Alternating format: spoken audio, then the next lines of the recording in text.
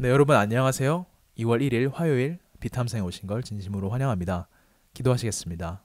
하나님 아버지 감사합니다. 저희가 오늘 욥기 20장 후반부를 보면서 하나님의 말씀을 배워볼 텐데 주님 이것을 통해서 저희가 하나님을 더욱더 알게 되고 또 저희 자신을 말씀에 비춰서 어떤 점을 고쳐야 하는지 또 저희가 어떤 것을 적용해야 되는지 깨닫게 해주시고 이것을 통해서 하나님을 더욱더 사랑하고 또 하나님과의 교제가 더 깊어지는 저희가 될 수 있도록 도와주세요.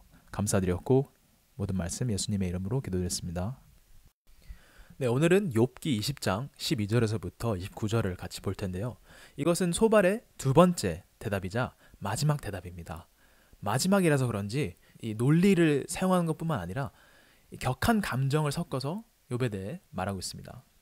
그래서 여기서 왜 사람이 고난을 받는지 그리고 또 그 고난이 어떤 고난인지에 대해서 설명하고 있고 또 이것을 통해서 과연 소발이 정말 하나님에 대해서 잘 알고 있는지 하나님에 대해서 잘 설명하고 있는지를 같이 한번 보기를 원합니다. 자, 12절로 시작해서 저희 같이 읽겠습니다. 그가 혀로 악을 맛보니 맛이 좋았다. 그래서 그는 악을 혀 밑에 넣고 그 달콤한 맛을 즐겼다. 자, 여기서 먼저 혀로 악을 맛보니 맛이 좋았다. 이게 지금 third person으로 그가 그는이라고 소발이 말하고 있는데 사실 이거는 욥을 향해서 말하는 거고 욥 보고 들으라는 거죠. 너가 이런 사람이다. 너가 이런 것을 했다라고 지금 말하고 있는 건데 일단은 맛이 좋았다고 합니다. 그럼 뭐냐? 욥아, 너가 악을 맛볼 뿐만 아니라 그것을 악을 좋아했다. 그리고 그것을 혀 밑에 넣고 숨겼다는 거죠. 다른 사람은 못 보지만 너는 그걸 숨겨서 그것을 너 혼자서 아마도 마음속에서 즐겼을 것이다. 그리고 그것이 뱃속으로 내려가서 쓴맛으로 변해버렸다. 그의 몸속에서 독사의 독이 되어버렸다. 그 악한 자는 꿀꺽 삼킨 재물을 다 토해냈다. 하나님은 이렇게 그 재물을 그 악한 자의 입에서 꺼내어서 빼앗긴 사람들에게 돌려주신다. 자, 여기서 이제 15절에 그 악한 자는 꿀꺽 삼킨 재물을 다 토해냈다. 그 악을 자신의 입속에서만 막 즐긴 게 아니라 결국 그것을 삼켜버렸다는 거죠. 자신의 것으로 만들어버렸다는 거예요. 근데 그 삼켜버린 게 결국에는 나와버린 거죠. 그리고 그것이 결국 이런 지금 고난으로 나타나는 거죠. 자, 그럼 여기서 소발이 말하는 고난을 받는 이유는 결국에는 뭐라는 걸까요? 결국에는 뭐냐? 너가 욥아, 너가 왜 지금 고난을 받고 있는지 아느냐? 바로 악, 너의 악 때문에 너가 지금 고난을 받는 것이다 라고 말하고 있는 거예요. 그리고 그 악이 어떤 결과를 낳는데 어떤 결과를 낳냐? 16절에서부터 18절을 보면 악한 자가 삼킨 것은 독과도 같은 것, 독사에 물려 죽듯이 그 독으로 죽는다. 올리브 기름이 강물처럼 흐르는 것을 그는 못 볼 것이다. 젖과 꿀이 흐르는 것도 못 볼 것이다. 그는 수고에 얻은 것을 마음대로 먹지도 못하고 되돌려 보내며 장사해서 얻은 재물을 마음대로 누리지도 못할 것이다. 여긴 결국 무슨 말을 하고 있는 겁니까? 너는 악을 행했기 때문에 축복을 너가 얻었던 그런 축복들을 제대로 끝까지 누리지도 못하고 넌 결국 죽을 수밖에 없다. 멸망할 수밖에 없다. 이런 말을 하는 거죠. 자, 그럼 19절에서부터 20절을 보겠습니다. 여기서는 소발이 고난을 받는 구체적인 이유를 말하고 있습니다. 19절, 이것은 그가 가난한 이들을 억압하고 돌보지 않았기 때문이며 자기가 세우지도 않은 남의 집을 강제로 뺏었기 때문이다. 그는 아무리 가져도 만족하지 못한다. 탐욕에 얽매여 벗어나지도 못한다. 결국엔 또 똑같은 말을 하고 있는 겁니다. 구체적으로 설명한 것뿐이지 욥아, 너가 악을 했기 때문에 이러이러한 죄들을 했기 때문에 이런 이유들 때문에 너가 지금 고난들을 받고 있는 것이다. 그리고 그 악에 대한 결과를 소발이 더 구체적으로 욥에게 설명합니다. 21절, 먹을 때에는 남긴 것 없이 모조리 먹어치우지만 그의 번영은 오래가지 못한다. 성공하여 하늘 끝까지 이를 때 그가 재앙을 만나고 온갖 불운이 그에게 밀어닥칠 것이다. 그가 먹고 싶은 대로 먹게 놓아두어라. 하나님이 그에게 맹렬한 진노를 퍼부으시며 분노를 비처럼 쏟으실 것이다. 그가 철무기를 피하려 해도 노타살이 그를 꿰뚫을 것이다. 등을 뚫고 나온 화살을 빼낸다 하여도 쓸개를 휘젓고 나온 번쩍이는 활촉이 그를 겁에 질리게 할 것이다. 그가 간직한 평생 모은 모든 재산이 삽시간에 없어지고 풀무지를 하지 않아도 저절로 타오르는 불길이 그를 삼킬 것이며 그 불이 집에 남아있는 사람들까지 사를 것이다. 이거는 거의 영화 파이널 데스티네이션과 똑같습니다. 뭘 해도 결국에는 재앙을 피할 수가 없다. 여기 보면 오래가지 못한다. 재앙을 만난다. 불은 뭐 맹렬한 진노, 분노, 재산도 다 없어지고 불길도 삼킬 것이고 남아있는 사람들까지 다 없앤다는 거는 이거는 완전 선을 넘은 거예요. 이거는 깜빡이 없이 1차선에서부터 2차선을 간 게 아니라 그냥 5차선까지 한꺼번에 그냥 가버린 거예요. 이건 욥이 들으면서 누굴 생각하겠어요. 지금 남아있는 사람들까지 살을 것이라는 것을.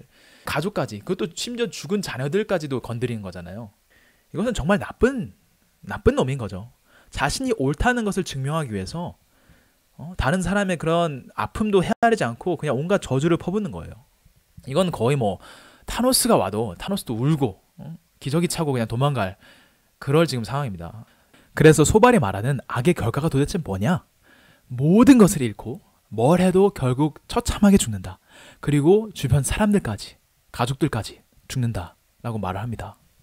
그래서 우리는 소발의 논리를 이렇게 간단히 요약할 수 있습니다. 어떤 논리를 갖고 있냐? 첫 번째로 하나님은 정의로우셔서 악인을 멸하신다, 심판하신다는 거죠. 그리고 두 번째 소발의 논리는 욥은 고난을 받았다. 그러니까 고난을 받았으니까 그것은 즉 3번 분명 욥이 악을 행했기 때문에 악이 있었기 때문에 이런 고난이 있을 수밖에 없다. 이런 논리를 지금 가지고 있는 거죠. 어떻게 보면 말이 됩니다. 근데 이것은 정말 narrow-minded, 아주 좁은 생각이에요. 왜냐면 그것만이 고난의 이유가 그것밖에 없다고 생각하거든요. 책 한 권만 읽은 사람이 무서운 겁니다. 모든 것에는 양면이 있을 수 있는데 그것이 아니라 그냥 하나만 보는 거죠. 흑과 백 논리, 그냥 이것 아니면 저것. 소발은 그런 사람인 겁니다. 그런데 소발을 보면서 혹시나 저희에게도 이런 트레이트가 있는지, 이런 특징들이 혹시나 나타나는지 살펴보기 원합니다. 저희가 안다는 이 뭐 하나님에 대한 지식, 하나님에 대해서 내가 어느 정도 안다라고 생각하면서 혹시나 내 주변에 있는 사람들을 내가 옳다는 것을 증명하기 위해서 그들의 감정이나 그들의 마음은 헤아리지 않고 그냥 막 내가 생각하는 진리를 막 퍼붓고 있지는 않는지, 모든 것에는 때가 있고 시기가 있는데 그것을 헤아리지 않고 나를 내세우기를 혹시나 우선시하지 않았는지, 그리고 내가 지금 아는 것이 전부가 아닐 수도 있다라는 그런 겸손함이 또 필요한 것 같습니다. 소발은 그런 겸손함이 없었어요. 그런 교만이었죠. 영적 꼰대입니다. 내가 아는 것이 곧 진리다. 저희는 당연히 저희가 믿는 것에 대한 확신이 필요합니다. 근데 저희가 모든 면을 본 후에, 저희 스스로 공부를 하고 알아본 후에 이런 말도 있고 저런 말도 있지만 결국 이것이 진리구나 한 후에 말하는 것이 정말 건강한 신앙이고, 그냥 하나만 알고 다른 것을 보지도 않고 자신이 지금 가지고 있는 지식이 옳다고 말하는 것은 영적 꼰대입니다. 저희가 영적 꼰대가 아니었는지 살펴보기 원합니다. 자, 그리고 이제 저희 영적 꼰대 소발 형님의 마지막 멘트가 남았습니다. 자신의 마지막 멘트이기 때문에 여태까지 참아왔고 자신의 그런 자기 의의를 참아왔던 그 모든 길을 한꺼번에 날려서 욥을 보내버리려고 합니다.